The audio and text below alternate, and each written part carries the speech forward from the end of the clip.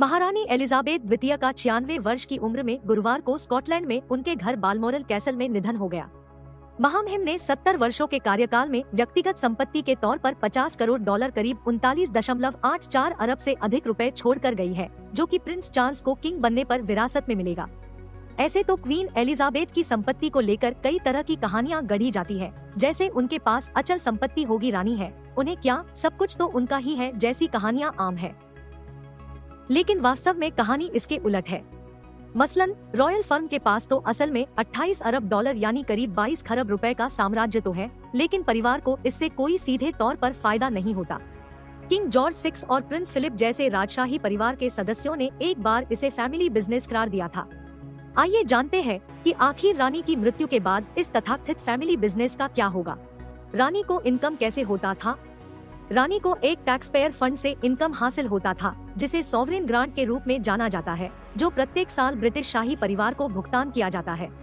असल में इसकी शुरुआत किंग जॉर्ज 3 के टाइम पर हुई थी, जिन्होंने संसद में एक एग्रीमेंट पास किया था, जिसके माध्यम से उन्होंने खुद के और भविष्य की पीढ़ियों के लिए फंड हासिल करने का रास्ता बनाया था। इसे मूल रूप से सिविल लिस्ट के रूप में जाना जाता है, जिसे 2012 में सोवरेन ग्रांट से रिप्लेस कर दिया गया था। यह ग्रांट राशि 2021 और 2022 में सिर्फ 8.6 करोड़ डॉलर पाउंड से कुछ अधिक निर्धारित की गई थी। ये धनराशि आधिकारिक यात्रा, संपत्ति के रखरखाव और रानी के घर किंगडम पैलेस के संचालन या रखरखाव की लागत के लिए आवंटित की जाती है, लेकिन रानी को सिर्फ वार्षिक वेतन ही नहीं मिलता था। आगे समझिए। The royal firm 28 Arab dollar का साम्राज्य।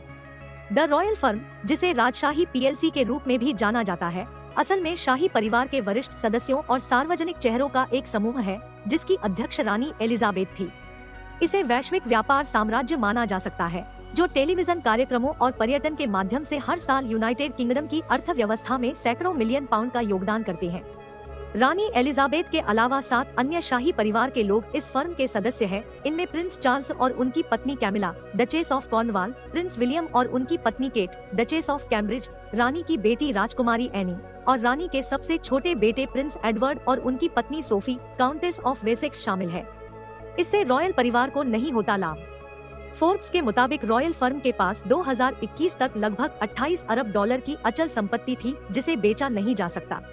इनमें 19.5 अरब का द क्राउन एस्टेट, 4.9 अरब डॉलर का बकिंघम पैलेस, 1.3 अरब डॉलर का the Duchy of Cornwall, 74.8 crore dollar का the Duchy of Lancaster, 63 crore dollar का किंसिंगटन पैलेस और 59.2 करोड़ डॉलर का स्कॉटलैंड का क्राउन एस्टेट शामिल है।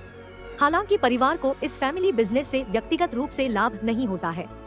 इसका उद्देश्य बस इतना है कि इससे ब्रिटेन की अर्थव्यवस्था को मजबूती मिलती है, जो बदले में मीडिया कवरेज और ग्रांट के माध्यम से रॉयल परिवार को फंड मुहैया कराता है। क्राउन एस्टेट और Privy Purse. Crown Estate British राजशाही से संबंधित एक लैंड्स और होल्डिंग्स है, जिस पर क्वीन का अधिकार था।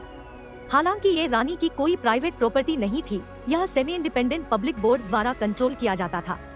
जून महीने में क्राउन एस्टेट ने 31.27 करोड़ डॉलर के प्रॉफिट का ऐलान किया था, जो पिछले साल की तुलना में 4.3 करोड़ डॉलर ज्यादा है। सॉवरेन ग्रांट के लिए फंडिंग राजस्व के मुनाफे के 1% से आती है, जिसे शुरू में 15% सेट किया गया था। बकिंघम पैलेस के नवीनीकरण के लिए ग्रांट 2017 से 18 में 25% तक बढ़ा दिया गया था, जो माना जा रहा है कि 2028 तक फिर से इसे 15% कर दिया जाएगा। ग्रांट का इस्तेमाल कर्मचारियों, सुरक्षा, यात्रा, हाउसकीपिंग और रखरखाव के लिए पेरोल सहित आधिकारिक खर्चों के भुगतान के लिए किया जाता है। लेकिन रानी और उनके परिवार के निजी खर्चों का भुगतान प्रिवी पर्स नामक एक अलग भत्ते के माध्यम से किया जाता है। रानी का प्रिवी पर्स अनिवार्य रूप से उन संपत्तियों का एक पोर्टफोलियो है, जो 14वीं शताब्दी में ट्रस्ट में रखे गए थे, जो लैंकेस्टर के डची से मेजेस्टी को निजी आय हासिल होता है। 500 मिलियन डॉलर की संपत्ति का क्या? बिजनेस इनसाइडर के मुताबिक रानी ने अपने निवेश, कला संग्रह, गहने और रियल एस्टेट होल्डिंग्स के कारण व्यक्तिगत संपत्ति में 500 मिलियन डॉलर से अधिक जमा किए थे, जिसमें सैंडरिंघम हाउस और बालमोरल कैसल शामिल है। अब जब उनकी मृत्यु हो गई है, तो जब प्रिंस चार्ल्स गद्दी पर बैठेंगे तो उनकी अधिकांश निजी संपत्ति प्रिंस चार्ल्स को सौंप दी जाएगी। 2002 में जब महारानी एलिजाबेथ प्रथम की मृत्यु हुई, तो महारानी एलिजाबेथ द्वितीय को लगभग 70 करोड़ डॉलर विरासत में मिले, जिसमें पेंटिंग में निवेश, एक स्टाम्प कलेक्शन, गहने, घोड़े और यहाँ तक कि एक मूल्यवान फैब्रिज अंडे का कलेक्शन भी शामिल है। किन प्रिंस चार्ल्स को अभी भी सीधे तौर पर 28 अरब डॉलर का साम्राज्य विरासत में नहीं मिलेगा, जिसमें स्कॉटलैंड की संपत्ति, क्राउन एस्टेट, लैंकेस्टर के डची ऑफ कॉर्नवाल और बकिंघम और केंसिंगटन पैलेस शामिल है, वो सिर्फ महारानी एलिजाबेथ द्वितीय द्वारा विशेष रूप से उनके लिए डेजिग्नेटेड संपत्ति प्राप्त कर पाएंगे।